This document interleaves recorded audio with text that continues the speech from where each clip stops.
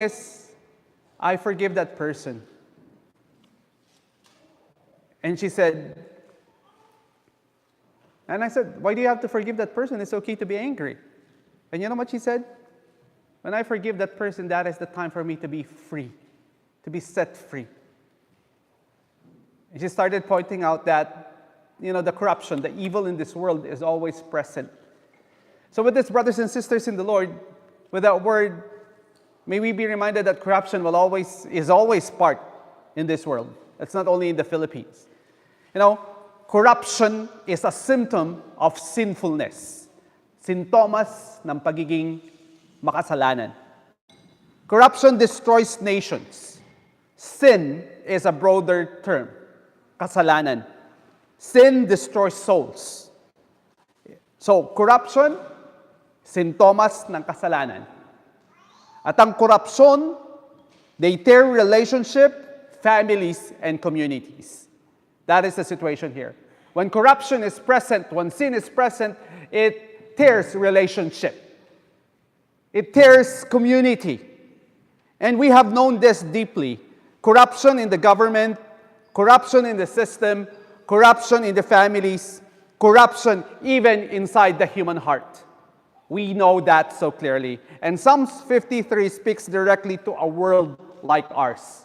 So Psalms 53, if you have your scripture, you can open your Bible. And I read that in that version, Pinoy version. It is very, very tough. Psalms 53 is related to Psalms 14. It was just a retell of that.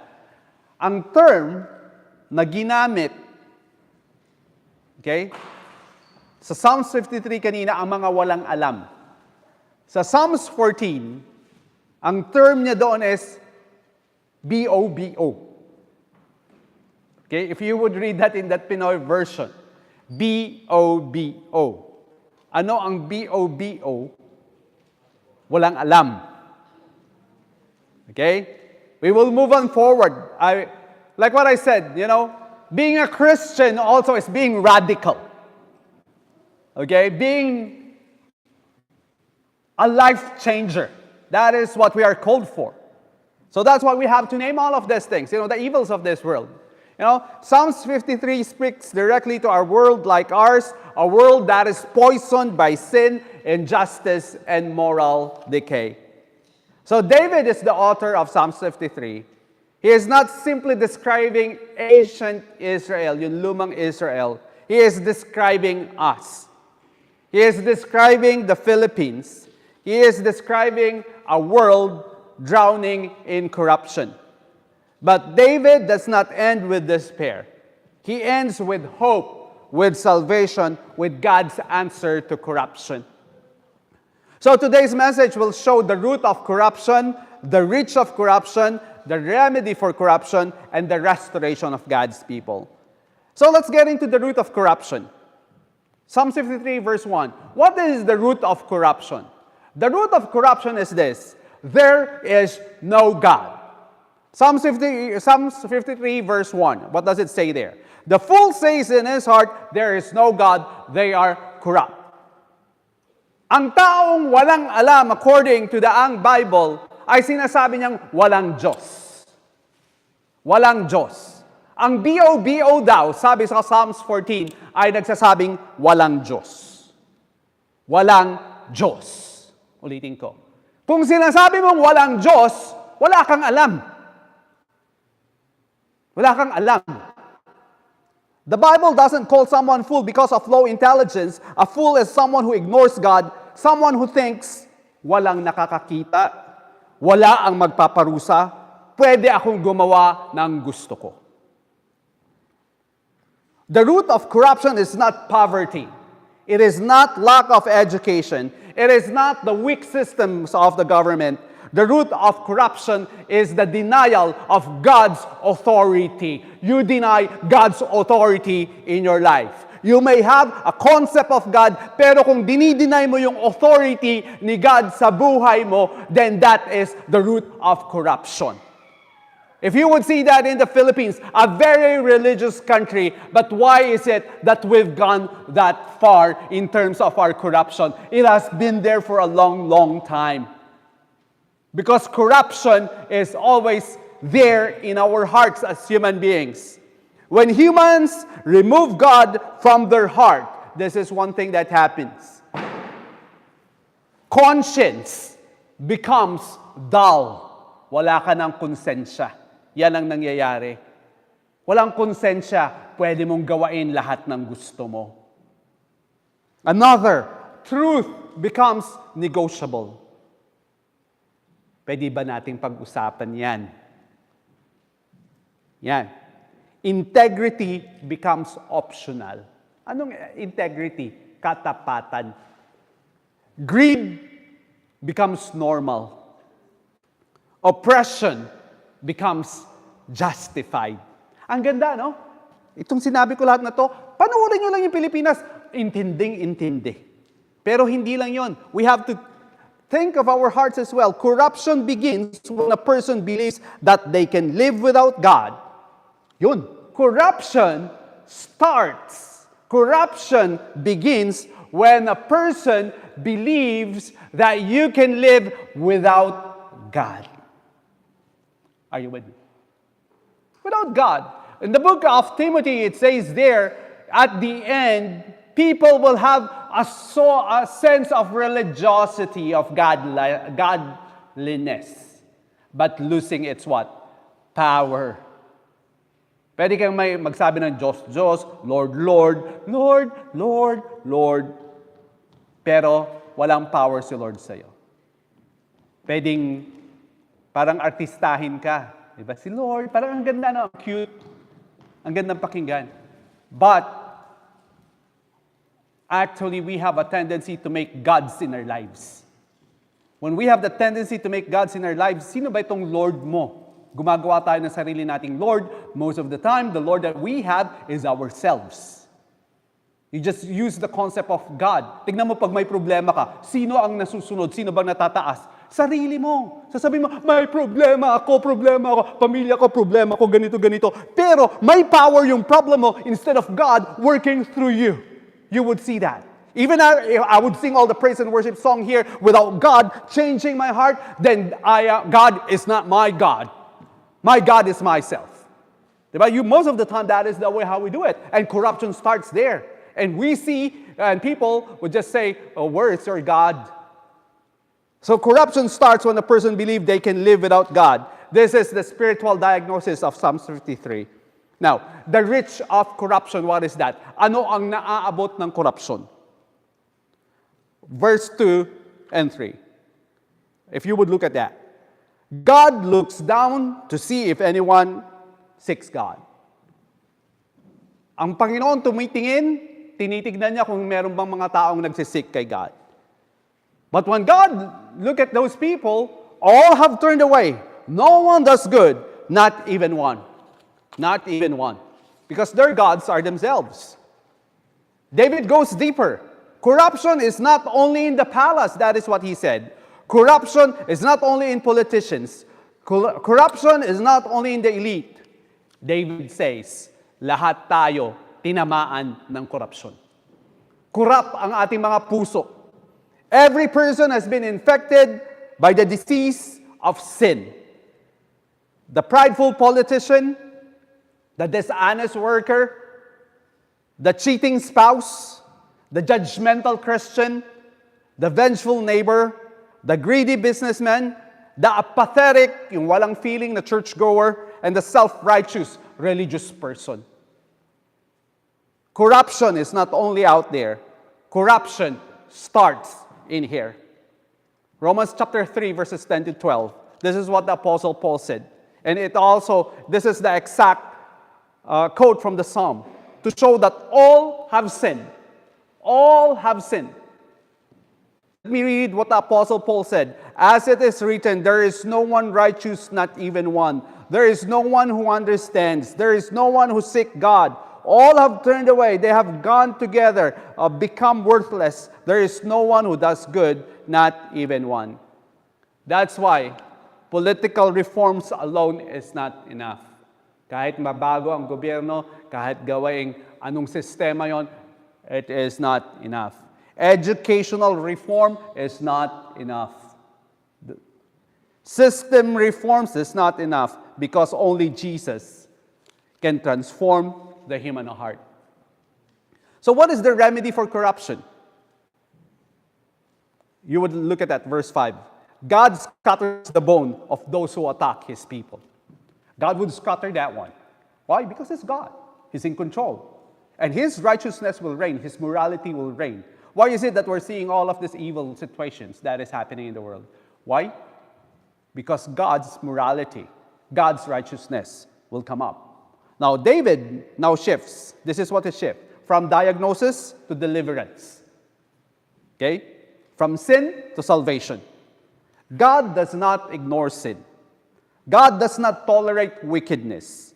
God does not remain silent. Hindi tatahimik ang Diyos. God will carry out His purposes in our lives. So Psalm 53 reveals three truths about God. Number one, God judges corruption. He judges corruption. No sin is hidden. No injustice is forgotten. No oppressor will escape God's verdict. Second thing, God protects the righteous. Who are the righteous? According to the scripture, those who are in Christ. Those who have surrendered themselves to our Lord Jesus Christ are considered as righteous. Even when the righteous suffer, even when the wicked prosper, and even when corruption feels unstoppable, God is fighting for His people. The third truth about Psalm 53 is this: God alone can purify the heart. He can purify the hearts of people. No human effort can heal a sinful heart. No law can cleanse a guilty soul. No religion can wash away shame. Only the blood of our Lord Jesus Christ can break the chain of corruption, cleanse the conscience, renew the mind, and restore holiness. So what is the remedy for corruption? Hebrews 9:14. The blood of Christ cleanses our conscience. What is that? How is that? The blood of Christ. But before I speak on further about that, let me go to my next point, the restoration of God's people. So when God restores His people, Psalm 53 verse 6. Oh, that salvation for Israel would come from Zion. When God restores His people, let Jacob rejoice, let Israel be glad.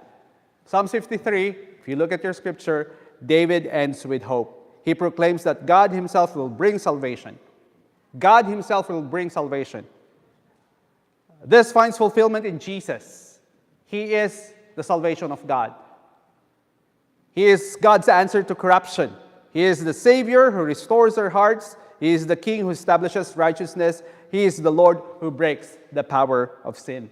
In our Bible study, that is so clear. Si Jesus, kini-question na niya yung maling pananampalataya. At kung hindi mo sinasabuhay ang iyong pananampalataya, pinapakita yan ni Jesus Christ. Very, very clear. We thought we have a religion, we have a faith, but if you weren't able to connect with the justice of God, then it is all useless. When the world offers religion, Jesus offers what? Transformation. In the Philippines, we talk about Jesus, Jesus, Jesus. Is it really na-change ba ang heart ng mga tao doon? No. A lot of Filipinos are maka-Diyos. Pero sometimes, the way how we understand God is your genie. Sinabi ko kay Lord, ganito, ganito. Binigay ni Lord. Pero kung sasabihin mo, mag-sacrifice ka, or you would live out your Christian faith, ayoko. Ang dami kong pinagpipray kay Lord. Gapangi, maghirap ka, magdusa ka para ma-achieve mo yung heart ni God. Hindi ganun si God. Si God, He knows all of your needs. He's a personal God who, before you would say anything to Him, He knows that one. Live according to God's way. And what is the promise of God? Abundant life. Buhay na masagana. Buhay na may meaning at purpose. That is what God is telling to us. When society offers self-help, Jesus offers a new life. Whether the Philippines or ourselves sees corruption, Jesus offers redemption. Jesus is the answer to corruption because, why? He cleanses the guilty. He restores the broken. He renews the heart. He rebuilds integrity. He frees people from shame. He forms community of justice, and He brings salvation to the nation. That is what Jesus Christ is extending to people. And remember, the church is the body of Christ. Katawan ni Kristo. Ikaw at ako ang katawan ni Kristo. Kung ikaw Kristiyano ka, ikaw ang nagbibigay ng ilaw dito sa mundo. Now, if you would look at it, coming from our culture, pasalamat tayo nakilala natin si Lord. Anywhere where the Filipino goes, you bring your Christianity. Pero is it a Christianity that is a personal Christianity? No. We allow corruption comes into our heart. All of us have that corrupt part. But if you don't allow Jesus Christ to be your Lord and Savior, then what happens? You carry out the corruption. It's not only our corrupt officials, but all of us. Napakaganda ng kulturang Pilipino. Kapwa is God's blessing and God's gift to us. Let's redeem our being Filipino in the light of Christ. Let's redeem that kapwa. May kapwa ba ang Filipino when we do corruption? No. May kapwa ba kung ang religion natin, feeling natin mas mataas tayo, feeling natin ganito tayo, nagja-judge tayo? No. Kapwa means what? Shared identity, shared self. Alam mong mahalin ang kapwa mo the way how you take good care of yourself. Pero ang unang pakikipagkapwa ay nagsisimula sa Diyos. Kaya napakagandang kultura. Yung Bible study natin kaninang umaga is, we retell John chapter 11 in the context of a Filipino culture. Diba si Jesus Christ, He came here in this world in the Jewish culture. What if Jesus Christ came in this world in the Filipino culture? Hindi ba po pwede? Kaya niyang gawain yun. And one of the strength, one of the blessing there is your kapwa. Let's redeem that. How many Filipinos don't even understand kapwa? That only happens when we allow the Lord to clear our conscience. Kapwa is having a conscience that is being led by God. So with this, we are called to be a kapwa church, to become a community where lives are transformed, binabago, character is formed, relationship are restored, corruption is confronted with a Christ-like integrity. Ano ba integrity? Integrity means katapatan, honest ka. And people learn to live as new creations in Christ. So with this, brothers and sisters in the Lord, with all of those portions of the scripture that we studied, we've learned that corruption is in here. All are corrupt. And within that corruption, if we don't allow the Lord Jesus Christ to be in control of our lives, corruption will carry on. What is the need in the Philippines? The need in the Philippines is what? A transformation of hearts. And that only happens when what? When we surrender our lives to Jesus Christ. When you surrender your life to our Lord Jesus Christ, you become part of His church. And what is the church? The body of Christ. And you become an extension of God's love. So, we become part of the church, the body of Christ, when we make kapwa with God through Jesus Christ. That is when we surrender our lives to Him. Bakit ba may problema? Ang dami nating problema. Kasi kung minsan, hindi surrendered ang buhay natin. Hindi surrender yung buhay natin sa Panginoon. Siya ang Panginoon natin, sarili natin. No? Remember the movie Bruce Almighty, Evans Almighty? Even yung mga addict who had been, in Canada, we have the opioid crisis. I've walked with those people who have opioid crisis. I've walked with those people who are fighting with cancer every day. I walk with those people that every day, they're fighting for life. And to you as Filipinos, you walk with those people every moment. They may be sick physically, but some of us, we have our own illness. But I tell you, if your life is not surrendered, hindi surrender sa Panginoon, anong nangyayari? Alam mo yung taong may cancer, hindi siya surrendered doon sa illness niya, hindi niya tanggap, anong nangyayari? Doon sa taong laging nabubuhay sa denial, anong nangyayari? Ano sa tingin niya? Behavior. Kung halimbawa, hindi ka pa may problema sa pamilya mo, o kaya sa asawa mo, ano yung ugali mo? Bugnutin, galit, negative. Resentful. Why? Kasi hindi ka surrender dun sa isang bagay na nandoon eh. Una, sa buhay, kailangan you need to live a life of surrender. Ang mga taong na-meet ko na may cancer, who are fighting, who are sick, they would say, I am sick. May cancer ako. I've talked to a person who has, for 14 years, she has cancer, and she has 2 children. But when I talk to her, she is a person who is what? A person who is full of strength. The illness doesn't define the person. Some of us, we don't have any cancer, but some of us may have challenges in our lives. Right? May problema tayo sa buhay natin. Parang may cancer tayo. Pero if we keep on fighting and fighting and fighting, it's okay to fight, okay? Pero piliin mo yung mga pinangdadaanan mo. Fight the good fight. But one thing is this, hanggang kailan ka lalaban? Kailangan bang may ipaglalaban? O kuminsan kailangang tanggapin o surrender? Alam nyo, one thing is, for the solution of the corrupt heart is this. Number one thing the scripture tells us, let's admit na corrupt yung puso natin. Kung bakit may problema sa pamilya natin, pag tinignan mo, ang daming problema, unang i-check mo, kasi corrupt yung heart ko.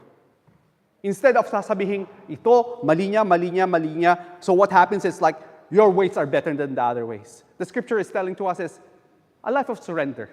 Ano yung kailangang isurrender mo kay Lord? Ano yung kailangang ibigay mo sa Panginoon?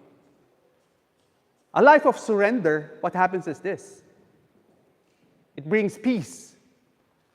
A life that is surrendered and honest na sinabi mong ito yung corrupt ko, pagiging corrupt ko at pagiging sinful ko, then what happens? You're able to work out ang mga bagay na yon. Sino yung nanonood sa inyo sa, sometimes it's so, what do you call, traumatic. We love watching that trauma sa Congress ng Philippines. Pinapanood pa ba natin yan? Lahat puro trauma yun eh. Maganda ba yun? Okay? Sinabi niya, yung kapatid niya, addict. Tapos sinabi niya, ganito. Tapos ganito. Lahat ng tao, ini-instill natin yung emotions nila. Nasaan ang surrendered life doon? Sa Panginoon. Yan ang Kristiyano. Kung ako sasabihin ko, ayokong maniwala sa Diyos nyo. Ayokong maniwala. Dahil one thing is, better na lang na wala akong pinapaniwalaan. Dahil, anong pagkaiba natin? And you call yourself Christians, you call yourself followers of the Lord, but look at that. If Jesus will be in the Philippines, He would say, you brood of vipers. Lahat kayo sa Pilipinas, mga ano? Anong viper? Ahas kayo. Mga ahas kayo. That is what God is telling to us. Sinasabi nyo, Kristiyano, pero ano? Ang daming Filipino like that. And how many Filipinos would claim, okay, mahal ko yung religion ko. Really? Mahalin mo ang Panginoon. Number one thing, when we surrendered our lives to Him, Let's surrender that one. The corruption is not only the Philippines, but the corruption is a bigger picture of our hearts that is corrupt. But God is telling to each and every one of us, all of you who are tired, all of you who are in pain, all of you who are tired of religion, all of you who are tired of this corruption, this is what He's saying, come to me, all of you who are heavy laden, and I will give you rest. What does it say there? Come to me, all of you who are heavy laden. Where is that? Over there. You know, when He was telling that one, the Jewish people are so religious. All of you are so religious. Come to me, all of you who are heavy laden. I am the God of that religion. You know? Kaya takot yung iba, Catholic, ganito, Filipino, or what? Mali yun. Si God, sinasabi niya, ihinto nyo yan. Mali yung ginagawa ninyo. Kung kayo nasa akin, babaguhin natin ang mundo. Yung resurrection ko, yung power ko, yung goodness ko. That is the problem in the Philippines. A country who claims to be for God, but they don't believe in God. They're full. Ganon din tayo when we do that one. So look at ourselves. Defeated people. Remember, the way how we think is the way how we behave. If you believe that your God is powerful, if you believe that your God is the God of peace, tignan mo ang buhay mo. Look at yourselves. Brothers and sisters in the Lord, God is telling to us, come to me, all of you who are heavy laden, and I will give you rest. Take my yoke upon me and learn from me, for I am gentle and humble, and I will give you rest. The rest comes from God. And what did He say? When you come to me, I will give you rest. Rest from all of this. And you will come to experience what? Abundant life. You know, what does the scripture teaches us? We've learned this in our Bible study. Kung dinadala natin yung lumang pag-iisip ng kultura natin, even ng religion natin, may mali doon. Alam niyo kung ano? Yung suffering theology. Ang theology is belief. Okay? What you believe is what you become. Alam niyo yun? Yung suffering, magdusa ka. Dapat para maabot mo si Lord, magdusa ka, mag-suffering ka. Kaya meron pang penitensya. Si Jesus Christ namatay ng minsan. Kung namatay siya ng minsan, namatay siya para magkaroon tayo ng kalayaan and for us to experience the abundant life. How many Filipinos are still experiencing ang pagdurusa? How many of us nag-experience ng pagdurusa? Sabi nga ni Jesus Christ, kinwestiyonan niya lahat ng mga religious people. Alam niyo, pag masyado kang religious, ikaw yung makitid. Si Jesus Christ, sabi niya, hindi ganun yun. Experience mo ako sa buhay mo. And what does John 10:10 says? Tingnan natin.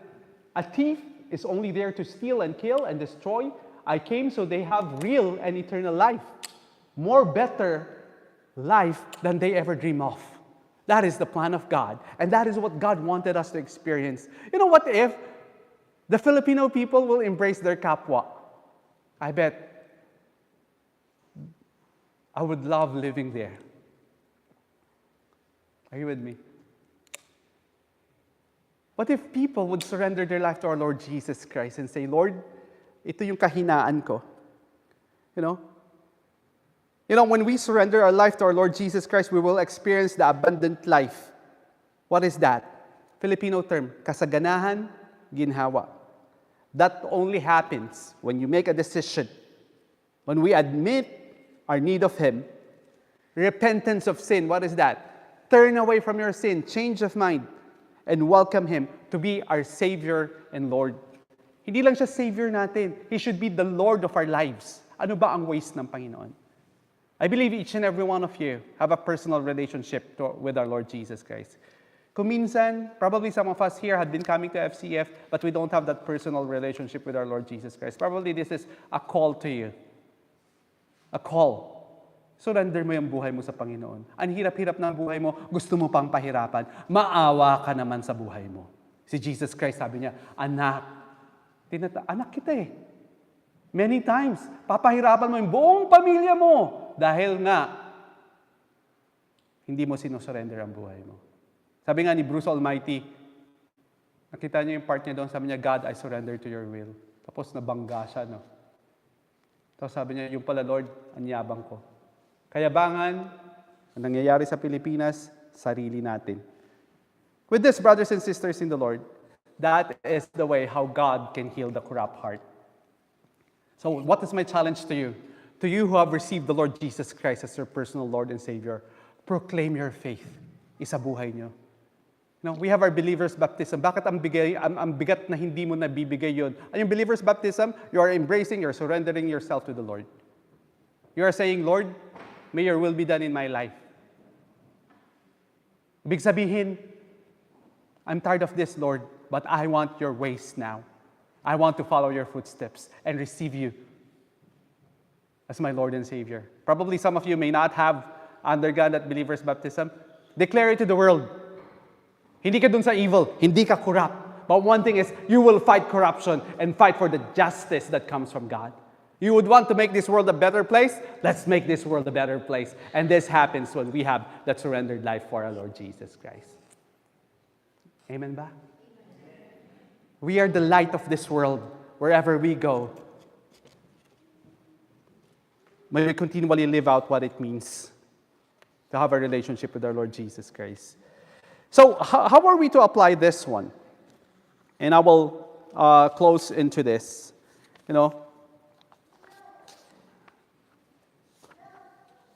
Number one thing is that personal relationship with our Lord Jesus Christ.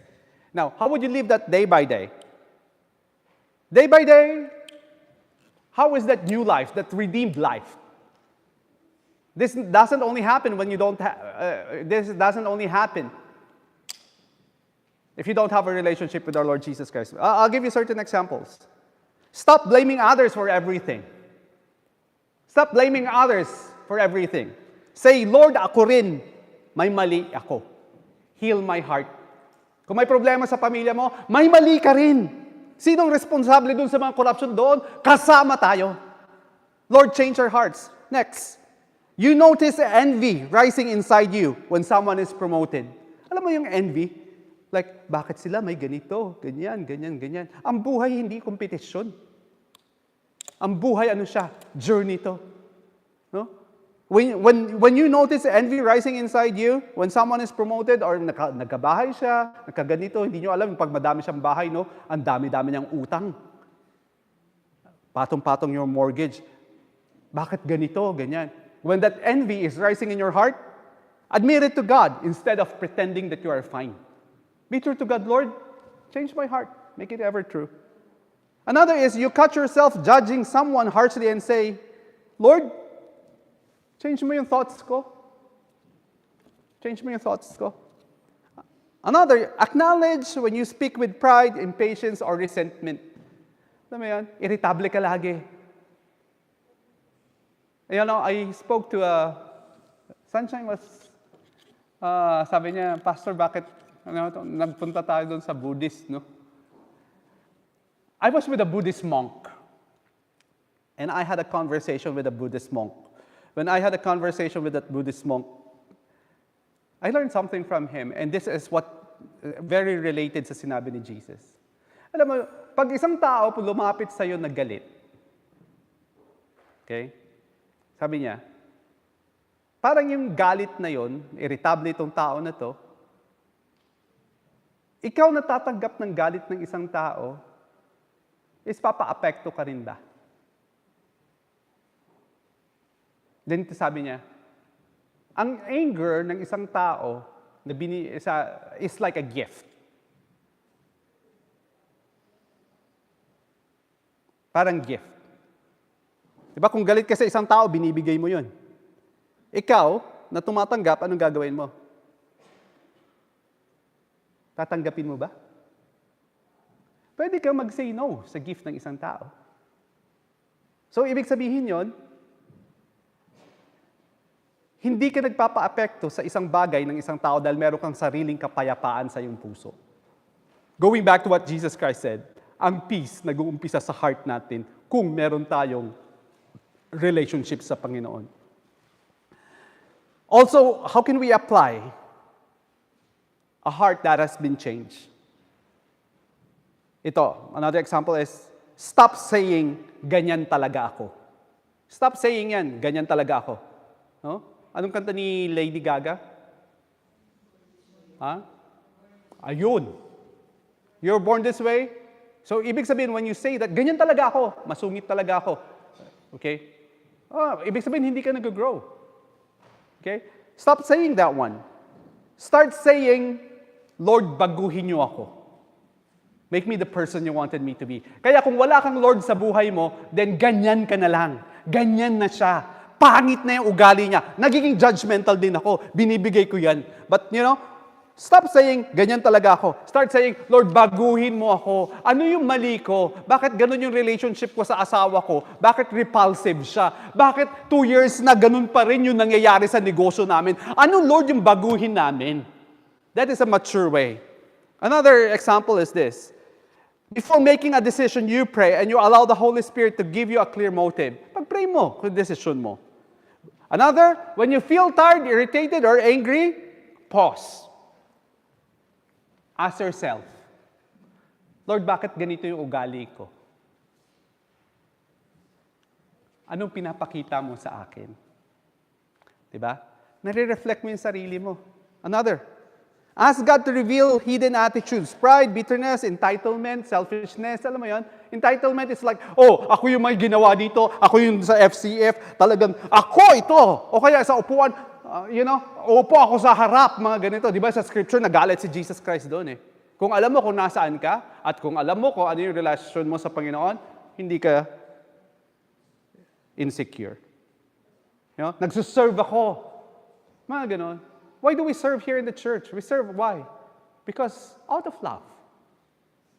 Serve one another in love. During your commute or break, you whisper to the Lord, if there is something in me that needs correction, Lord, turuan mo ako. Diba? Bakit ba yung, halimbawa, nagkaroon tayo ng Kapwa Festival, nag-iiritahan tayo. Diba? Kuminsan sa mga preparation, na-stress na tayo. O kaya sa family natin, we irritate one another. Probably, let's reflect. Ano bang sinasabi ni Lord? Lord, ano ba yung kailangan kong i-work out? And also, when someone confronts you or gives you feedback, don't get defensive. Don't get defensive. Diba, I had a couples counseling. Ay, grabe. Grabe. Alam niyo kung if we have criticism and contempt in our relationship, according to studies by Dr. Gottman, that relationship will end up in divorce. What is contempt? Nangungutya. Hindi niya pinapakinggan yung asawa niya. Ano mo, dada ng dada yung isa. Tapos sabi pa niya, perfect yung marriage natin. Ano yung, sa Filipino way, no? Sagot niya, it's like, parang, speak to the hand. Ang kapal mo. Mga ganun yung sa counseling. Wala, hindi mag-work yun. That will not work.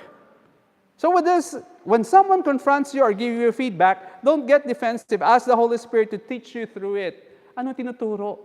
Anong tinuturo yun? Kung halimbawa, anong na-receive nyo sa akin right now, sasabihin nyo, alam ni Pastor kasi nag-open ako, I don't trust him anymore. Tinira niya ako. Hindi nyo pala alam, si Lord nag-i-speak sa inyo.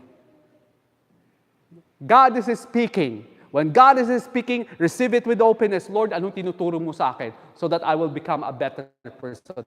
Corruption natin yun eh. And also, repent of hidden sins. May tendency tayo maging corrupt. Repent is change of mind. Confession and changing your mind brings freedom. An example of this is, you apologize sincerely when you realize you hurt someone. Sorry is not enough. You're Canadians now, right? You say sorry. Sorry. And it's good. Sorry, the Canadian context is what? Excuse me. Excuse me. Excuse me. Sorry. Parang ganoon, parang excuse me. But sorry, when you hurt someone, is not enough. Ano na bang oras? Sabi niya, no? Tinitingnan ko anong oras na. Sorry is not enough. Okay? Apology includes being sorry and talking to the person on how you can rectify your relationship. Anong magagawa ko para maayos ang sitwasyon? They call that reparative. Nire-repair ang relationship, that's maturity. That's the way how we build a relationship. Hindi lang isang tao ang nagbibigay. Sa friendship, hindi lang isang bagay, hindi lang siya lang yung receive ng receive. No. Ang nangyayari is binibigyan mo ng strain yung isang tao, pinapahirapan mo siya. Ganun sa couples relationship, it should be what? Both ways. Ganun din sa friendship. Hindi kayo naghahabol at naghahabol, nagbibigayan ang friendship. Marital friendship, best friend mo, nagbibigayan. Oh? Are you with me? Okay ba? Para hindi tayo nagko-corrupt sa bawat isa. May corruption na nga yung heart natin. Overcome evil with good. That is what the scripture says. You know? I'll give you another example. Sa susunod na yung iba. No? Unless na nag-i-enjoy pa tayo. Baka matutulog na tayo mamaya. Okay? Okay. Repent of those hidden sins that we experience. You know? Apologize. Part of apology is what? Sincerely apologize when you commit a mistake. Another is delete a message or photo or link or chat that leads you to sin. Okay? Delete those. Stop it. Sinundan mo, sinave mo lahat at ipakita mo kung sino ang mas mabuti. That is sin. Stop it. You keep on rehearsing that one. And what happens is, yung utak mo, puro what? You become suspicious. Nakita mo, sinabi niya ito, pakita ko sa'yo, ito ang mali mo. That's sin. That doesn't glorify God. And what happens is this, mas lalo tayong nahihirapan yung the person who is always with us. So, with that, brothers and sisters in the Lord, may we always be reminded that God is continually working in our hearts. And as we move on forward, without the Lord in our lives, we cannot overcome those challenges. So with this, saan natin lalagay yung sarili natin? Saan natin ilalagay ang ating pagkatao? No? Always be reminded, stay on the safe side. What is the safe side? God's side. Okay? Another, I'll give you. You correct a lie. Correct a lie when being told. Stop entertaining thoughts, conversations, or temptations you know that will lead you to compromise. Temptation is something, that is your weakness. Hindi ka bibigay sa isang temptation. No? So stop entertaining. Ask God to break the habit of envy, lust, bitterness, or dishonesty. Choose accountability. What does it mean? Talk to a trusted believer instead of hiding it. No? Repentance is not just saying sorry. It is choosing a different path. So, like what I said, hindi ko nasasabihin yung mga bagay na yon. Next time na uli. Okay? I think this is enough. So with this, brothers and sisters in the Lord, where does corruption starts? It is the corrupt part in our lives. You know, Aristotle. Okay, I will close in this. You know Aristotle? Sino si Aristotle? Filipino term. Si Aristotle. Si Aristotle isang philosopher. Sabi ni Aristotle, may dalawang aso. There are two dogs in us. The black dog and the white dog. That they're always fighting in us. Okay? So when they have that fight, who will win? Sino yung familiar di sa story na to?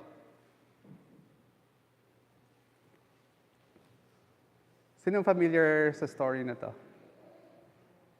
Sabi ni Aristotle, kung ano yung pinapakain mo, yun ang nagdo-dominate sa heart mo. So black or white? Yung evil o yung mabuti? Kung ano yung pinapakain mo, yun ang nagdo-dominate sa heart mo. And that is the challenge of our Lord Jesus Christ. Let's have the kapwa that comes from God, a surrendered life with God. A lot of people there, they have a concept of God. Share what it means to have that hope. Let's heal this world with the love of God. And this happens when we surrender our lives to our Lord Jesus Christ. Probably to some of you, you've been coming to FCF, pero hindi ka pa sure kung na-surrender mo yung buhay mo. Why won't you come to the Lord and say, Lord, I give my life to you. I receive you as my Lord and Savior. You know, si God, si Jesus Christ, sinave niya ang mundo, the whole earth. But most people, hindi Lord si Jesus. So that's why corruption comes in. When you say Lord, you will abide to His ways. When you are in God,